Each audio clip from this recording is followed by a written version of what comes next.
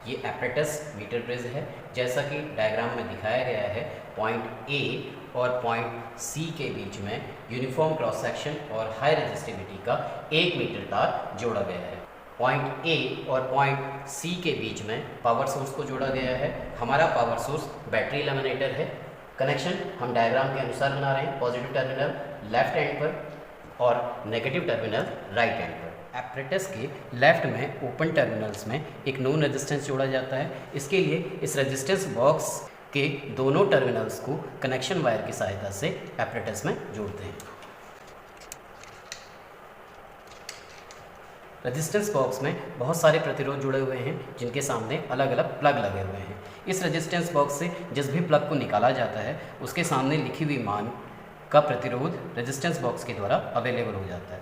इस समय resistance box से 1 ओम का प्लग निकाला गया है, इसलिए इन दोनों टर्मिनल्स के बीच में 1 ओम का प्रतिरोध कार्य कर रहा है। रेजिस्टेंस बॉक्स के अन्य सभी प्लगों को टाइटली कस देना चाहिए, अन्यथा जो भी प्लग टाइटली नहीं कसा होगा उसका मान एक्टिव हो जाएगा और इन दोनों टर्मिनल्स के बीच में उसकी वैल्यू काम करने लग जाएगी। एपरेटस के राइट से ओपन टर्मिनल में अननोन रेजिस्टेंस जोड़ा जाएगा। इसके लिए हम नाइक्रोम की वायर को जोड़ेंगे। इस प्रैक्टिकल के द्वारा इस तार का विशिष्ट प्रतिरोध या रेजिस्टिविटी फाइंड आउट की जाती है। इस नाइक्रोम वायर के बंडल में से हमने नाइक्रोम वायर काट ली है, उसका एक टर्मिनल जोड़ दिया है, दूसरे टर्मिनल को हम जोड़ते हैं। जैसा कि डायग्राम में दिखाया गया है, नोन रेजिस्टेंस और अननोन रेजिस्टेंस के बीच में एक पॉइंट डी है। इस पॉइंट डी को गैल्वेनोमीटर से कनेक्ट करते हैं।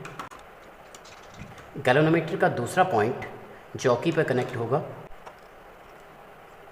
इस प्रकार हमारा सर्किट कंप्लीट हो जाता है।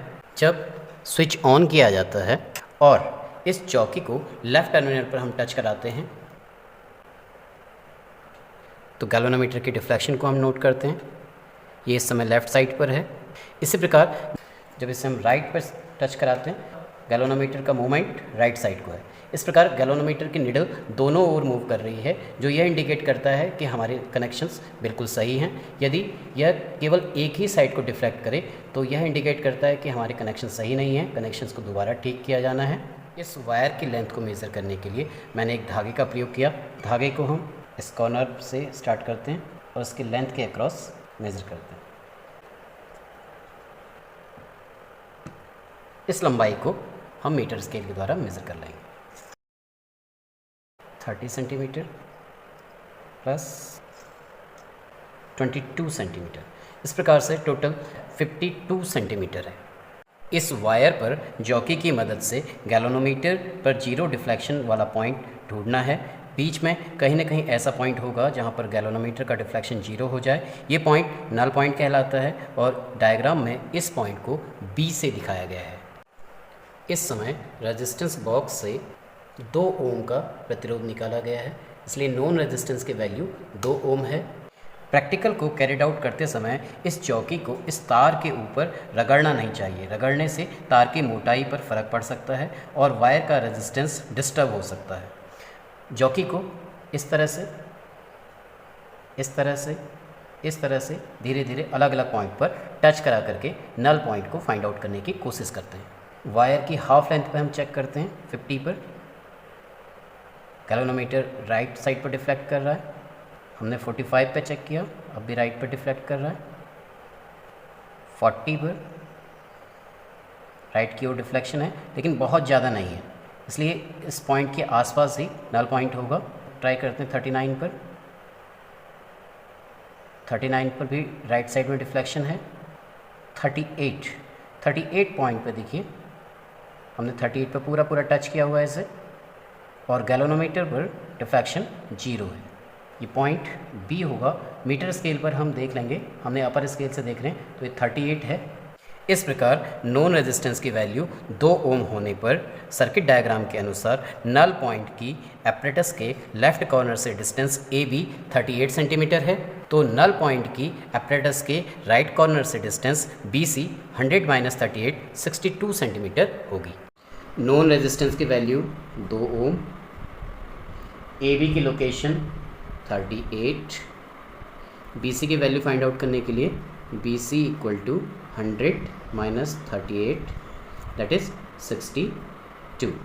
तो यहाँ हम इसको कैलकुलेट करेंगे 2 मल्टीप्लाइड टू 62 डिवाइड टू 38, ये वैल्यू होगी 3.26 मीटर ब्रिज के एक्सपेरिमेंट के दौरान बेहतर एक्यूरेसी के लिए नल पॉइंट की लोकेशन को 35 से 65 के बीच में होनी चाहिए। यदि नल पॉइंट 35 से कम वैल्यू पर प्राप्त हो रहा है तो नॉन रेजिस्टेंस को बढ़ा करके एक्सपेरिमेंट को फिर से करना चाहिए और नल पॉइंट को 35 और 65 के बीच में लेके आना चाहिए। नेक्स्ट रीडिंग के लिए इस समय 2 ओम के प्लग के साथ 1 ओम का प्लग निकाल दिया गया है। 2 ओम और 1 ओम दोनों सीरीज़ में जुड़े हैं। इस प्रकार नॉन रेजिस्टेंस की वैल्यू 2 + 1 दैट इज़ 3 ओम होगी। 3 ओम के नॉन रेजिस्टेंस के लिए हम नल पॉइंट फाइंड आउट करते हैं। बिल्कुल बीच से शुरू करते हैं 50 की लेंथ पर। कैलोरीमीटर का डिफ्लेक्शन राइट साइड की ओर है। 49 पर भी राइट साइड की ओर है। 48 पर भी राइट साइड की ओर है। 45 पर चेक करते हैं, ये राइट साइड ना होकर के लेफ़्ट साइड की ओर चला गया। 47 लेंथ देख सकते हैं, वैल्यू 47 है। नॉन रेजिस्टेंस की वैल्यू 3 ओम होने पर ए बी की लेंथ 47 सेंटीमीटर, तो इसलिए BC = 100 - 47 that is 53, that comes out to be 3.38। तीसरी रीडिंग हमने टेबल पे नोट कर ली है। इन तीनों रीडिंग का एवरेज लेते हैं, यह आएगा 3.35।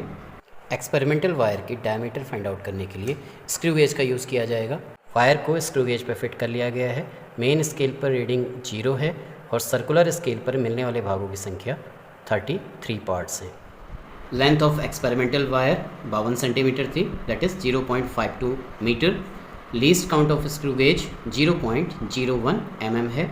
वायर की डायमीटर के लिए linear scale reading 0। Reference line के साथ गोली पैमानों के मिलने वाले भागों की संख्या n की वैल्यू 33 है।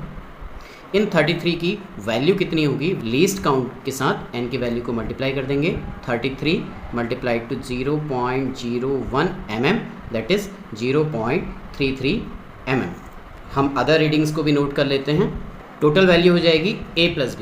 a है 0 और b की वैल्यू है 0.33। 0 + 0.33 दैट इज़ 0.33 mm।